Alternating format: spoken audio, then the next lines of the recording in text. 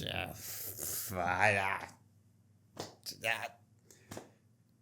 That's my thoughts. Those are my thoughts. Okay.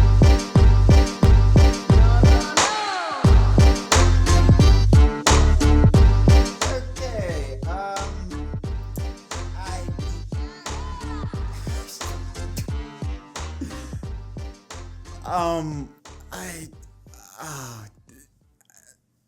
I don't know what to say. What was that? What did we just watch?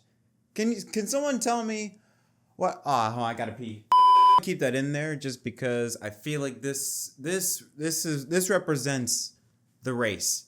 Absolute chaos, and we're just gonna roll with it. We're not gonna try and make it nice and all. We're just gonna roll with it. I did wash my hands, by the way. But what the hell was that race? It started out so, I don't say nice, but it started out pretty normal. It started out your typical average New Hampshire race. Then in the first half of stage 3, when the threat of rain was coming up, the racing got very interesting, got a bit sloppy with all the cautions, but still very fun to watch. And then we had that long red flag delay. At first, it seemed as though that this race is over. You know, there were a lot of criticisms going at NASCAR about not putting on the wet tires immediately. As soon as there were sprinkles, they immediately brought the cars down to pit road, and then heavy rain came, and yeah, they went into a legit red flag situation, had the covers up and everything. A lot of criticisms were heading NASCAR's way for not putting the wet tires on immediately. Then we actually were able to go back racing, and it was the wildest, weirdest 82 laps I've seen in a long time as a NASCAR fan. I mean, for God's sakes, when we put the wet tires on, we already had 2 cars wrecked before we even took the green flag. Kyle Busch, who had this was probably the worst race I've seen from Kyle Busch. Kyle Busch was slow and out of control. Even before stage 1 ended, he was 33rd, already 1 lap down. He then went another lap down. He went multiple laps down based off of pure pace. On top of that, you throw in the fact that he was involved in a couple wrecks. And halfway through the race, you know, he got underneath Noah Gragson, got up the racetrack, hit Gragson, and both him and Gragson spun. Busch went into the wall. Then later on, right before that red flag came out for the rain, he spun again. Then after that, they were on the lead lap, I believe. They were getting ready to go racing with these wet weather tires, and all of a sudden, the booth cuts to Busch. Busch's car stopped in the middle of the racetrack, and Busch out of the car walking to the ambulance. Which, obviously, people were like, what the hell happened? Then NBC cuts to Busch's onboard footage, and he just lost it. I mean, just straight up lost it, and bam, into the wall. Day done. I don't know what happened. Busch didn't give any interviews. He just stormed right off, but that was one of the weirdest things I've ever seen, and it's just so unlike Kyle Busch. I mean, granted, yes, different conditions, but what a month this has been for Kyle. I mean, just I don't think we can understand how horrible his season has been overall. I really honestly believe this has been Kyle's worst season ever. Because anything that seems to be, it may be good, something may be good, bam. Yeah, he ended up crashing or has mechanical problems or something like that, like what we saw at Iowa, where he had a good car and had mechanical issues that took him out of the race. Now in this situation, he was just a wrecking machine. And on top of that, also Corey LaJoie, who spun, I think, 4 times in this race. This happened around the same time Busch went in the wall. So that kind of set the tone that, okay, this is going to get a bit crazy. And it actually started out very fun to watch. I mean, you saw these cars that were crawling around. They were 5 seconds slower. The fastest lap on the slicks was around a 30 flat. The fastest lap on the wets at that time when they went back to racing was nearly 35 seconds. So you're talking about nearly 5-second gap difference between the wets and the slicks. They were crawling around the corners and they were spread out. I mean, drivers were either going right near the grass in the corners, like way below the apron, or right up near against the wall. I mean, you saw 4, 5 wide, and it was fun. It was a lot of fun to watch. And then the wheels got off the rails from that point onwards. With 67 to go, Justin Haley got into Raj Chastain, took him out, got into a next restart. Christopher Bell took the lead away for Tyler Reddick, who had the race lead before the red flag came out for rain. And once Bell took the lead from Reddick, we started to get to see, okay, again, starting to improve. inch by inch. Just get better and better, improving better and better. Then 36 to go, the big one happened. Noah Gragson loses it in turns 1 and 2, comes up, takes out Bubba Wallace, who then hits the outside wall a ton, collects Austin Dillon and multiple other drivers. Very critical for a driver like Bubba Wallace, who was on the cut line heading into this race, just 10 points ahead of Joey Logano heading into New Hampshire. So this was something that he definitely did not need. Then a little bit after that, we would start to see things get very, very strange in terms of NASCAR's officiating. So I believe there was pit stops were open, and I'm not too sure if they were open either for adjustments or open for change of wet weather tires. I think they were just open for adjustments because under NASCAR's rule system, they get to tell you what tires to put on. So if NASCAR has the right to say, no, you will stay on those tires. You're not allowed to change tires, because there were some a bit ago after caution came out, some changed to new wet weather tires, and NASCAR said, no, you have to change back to the original wet weather tires that we told you to put on. So they had to come on back on the pit road, change it to the original tires. So, and NASCAR would tell you, we tell you when to put on new wet weather tires, or when you can't. We tell you when to put on slicks. That creates a lot of controversy because we were just wasting laps just to wait for the track to maybe drop a little bit. NASCAR determining on whether to not open the pits to change tires or not. Then with under 20 to go, Carson Hocevar spins. Then NASCAR says, all right, you can't change tires. You still can't change tires. Kyle Larson, on the other hand, he's saying, my right rear is gone. It's about to be flat. Blisters all over. Cliff Daniels, his crew chief, doing what as a crew chief he should do for his team, is politicking NASCAR, say, hey, at least give the teams the option to change tires. NASCAR still wouldn't budge. Again, we're wasting laps. Finally, after around 13 to go, 7 laps or so under yellow, NASCAR then changes their mind, says, okay, yeah, y'all can change for new sets of wet weather tires.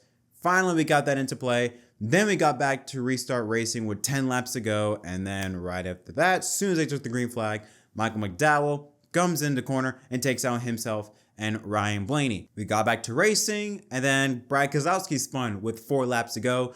And I don't know, you tell me, pulled a spin gate or what? Maybe trying to help Chris Buescher, his teammate who was in the top 5 at the time.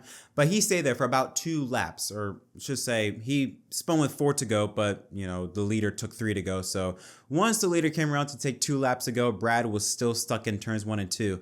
And as soon as NASCAR was forced to throw the yellow flag, Keselowski got going again, which, I don't know, you tell me. Got into NASCAR overtime, and Christopher Bell was able to hold off Chase Briscoe and Josh Berry to win for the 3rd time in 2024, to sweep the weekend at New Hampshire for his 2nd career win at the racetrack in the Cup Series, and I believe his 7th overall win at the racetrack in his entire NASCAR career.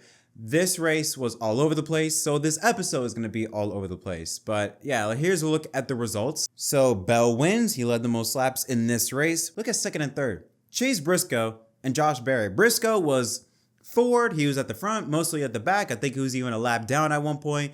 But with the wet weather tires, plays to the advantage of the more dirt driver guys. That's why you see Bell, Briscoe, Larson, 1st, 2nd, 4th. They're all dirt guys, so it makes sense that they're up there. Berry sandwiched in there in 3rd, and Buescher the top 5. Reddick in 6th, Stenhouse 7th, John Hunter Nemechek in 8th, Martin Truex Jr. in 9th. He had a really good car despite not leading a lap. He was up front, or at least near the front, near the top 5 for majority of the day. Then had a bad pit stop, got sent to the back near the end of stage 2, and then got taken out in stage 3 by Brad Keselowski in the middle of the pack. Somehow he rebounded to a 9th place, and Chastain got 10th. Priest in 11th, 12th is Gilliland, 13th is Eric Jones, 14th Harrison Burton and Michael McDowell with the top 15. Some other drivers like Hocevar 17th, Elliott 18th. You see Gibbs there in 16th, Cindric and Ty Dillon the top 20. Talk about some of the other drivers. Denny Hamlin 24th. He was just a mess. I mean, his car was good. He led 40 something laps. His car was good near the end of that race before the red flag came for rain. But as soon as they put on the wet tires, he fell off like a rock. Blaney, like I mentioned, he crashed near the end of that race with Michael McDowell. Byron in 26th. Gregson, Keselowski, Justin Haley, who spun on the final lap after he was in the top 5 in the closing laps of the race. And Zane Smith in 30th place. Then Daniel Hemrick in 31st. Now, Joe Logano, he finished 32nd. He got some stage points in the first stage, but he finished 32nd due to him being involved in a crash around, I believe, in stage 2. when he and Chase Elliott made contact at the beginning of stage 3 when Logano locked up the brakes, hit Elliott, and both of them crashed in turn number 1. So that's why Logano was so low in the running order, multiple laps down.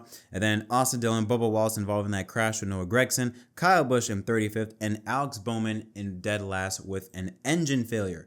So here's a look at the point standings. They shifted quite a bit. Christopher Bell, he is now second in the playoff grid, but Kyle Larson is still the points leader, actually tied with Chase Elliott at the moment. However, Larson holds the advantage due to Larson having more wins. But other than that, top 10 remains the same. Truex now 155 above the cut line. Chastain plus 93. Gibbs plus 82. Bowman, Buescher, and now Logano, your final 3 drivers. They are in the danger zone, though. Wallace goes from plus 10 in 16th place to now 17th minus 13 here in the playoff grid. Chase Briscoe jumps up to 18th minus 25. Busch falls to 19th minus 45. And Josh Berry back in the top 20 minus 73. Okay, my voice is gone from all that talking. Yeah. I don't know what I would give this race. I can't honestly tell you a rating because on one side I loved it, at the same time I hated it. I don't know. I say 5 of 10. I mean, I don't know. I don't know what rating you could give this race. I say a 5 out of 10. This race was weird. I gotta say this though about NASCAR. I understand. NASCAR is an uncharted territory. They were in a situation where the track was half dry, half wet. Where the track was too wet to put slicks on permanently, but not too dry, but not too wet to keep the wet tires on. So I get the situation they were in. So because of that, I'm gonna let this one slide. However, because I do not like how they officiated that, NASCAR held their hand way too much. It's like they were babying them. They were like just carrying them, like, oh, it's okay, it's okay. This is the Cup Series. This ain't the trucks. This ain't ARCA. This is the Cup Series. This is the big leagues, right? We gotta stop holding their hands. For next year, it doesn't have to be for this year, but for next year, NASCAR, you gotta stop babying them. Do it like how they do in F1 and IndyCar. I think they do in IndyCar. Let the teams decide. If let's say the track is wet, but Larson's team wants to put on slicks, let them put slicks on. If it's dry, but Bell's team wants to still stay on the wet tires, then let them stay on the wet tires. Like, let the teams decide what they want to do because it adds a ton of new storylines into it. It makes the race 10 times more interesting. It adds a new depth of storytelling. Is on top of that of strategies because now you're gonna have different drivers on different tire options. Look at Canada in Formula One, where you have some on the wets and some on the dries. Like in the west with Kevin Magnussen, who went from dead last up in the top 10, and then obviously the dry conditions came into play. But it made the race 10 times more interesting because it was up to the drivers' choices, up to the team's choices on what tires to pick. NASCAR, you got to do the same thing. I get it. You're still new. You're still experimenting, which is why I'm gonna let this slide. I'm not too angry. Like I'm not too pissed off about it. But I was very annoyed by how they officiated those final 30 some odd laps because we were just wasting lap times of NASCAR saying, we maybe not, maybe not. It's like, let them decide. Just let them decide and let them reap what they sow. Let them make their bet and let them rest in it. But don't baby them to do it for them, all right? This is the Cup Series, not the Truck Series. I get it. Again, I get it. This is still uncharted territory for NASCAR. They are not used to this compared to like Formula One, which have spent decades racing in the rain. I get that, but I mean, you got to start giving the team some rope. You got to start letting them do their own thing instead of just babying it around because it was so annoying how NASCAR officiated that race. Again, I'm not pissed off because it's still new, but I can't help but say that it was extremely annoying how they officiated this race, especially the ending parts of it. Overall, that's really all I can think of with this race. I mean, the racing up until, like I said, that red flag, the first red flag for rain, very fun, especially the stage 3. But after that was just, I don't know what you would call that, a mess. An organized mess, probably. I don't know. But yeah, huge congrats to Christopher Bell. He had the car. I mean, he had one of the best cars. It didn't matter if it was the slicks or on wets. He had a really good car. He won stage 1, like I said, led the most laps, and held off some pretty stiff competition. Held off Larson, held off Josh Berry, Chase Briscoe. I thought at first on the overtime start with Josh Berry behind him, I thought Bell was gonna get dumped because Berry's got nothing to lose. He's fighting for his career. So I thought, Bell's gonna get put in the wall, but he managed to do a tremendous job in holding them off. So yeah, huge congrats to Bell. I said this in the pre-race show, Ford could be fast, and I said SHR. The 4 and the 14, they helped prove me right, finishing second and third. I didn't think they'd be that good, or finish that high up, but second and third, I'll take it. And Priest in 11th. So I was kind of right by saying SHR would show up today, except for Gregson. But yeah, it's like another situation of Ford and Toyota showing up. Chevrolet only led 41 or 42 laps, and I believe it was only the first 41, 42 laps with Chase Elliott. After that, it was all Ford and Toyota. So the trend continues with New Hampshire of Chevrolet not showing up, but Chase Elliott did manage to get a top 5, or should say Kyle Larson get a top 5, finishing 4th in that race, surrounded by Fords and Toyotas. So yeah, but that was a wacky, wild, unusual race at New Hampshire. Hopefully next week, New Hampshire or at Nashville should go much more smoothly. I hope. But yeah, those are my thoughts on this race. Let me know what you think in the comment section down below. Did you like it? Did you not? What are your thoughts on how NASCAR officiated this race with the wet weather tires and whatnot? What do you think the future of the wet weather tires being in the world of NASCAR should be? Again, leave all your suggestions down below. Until next time, my name is Jett from MDK. Thank you so much for watching, and I'll see y'all next time.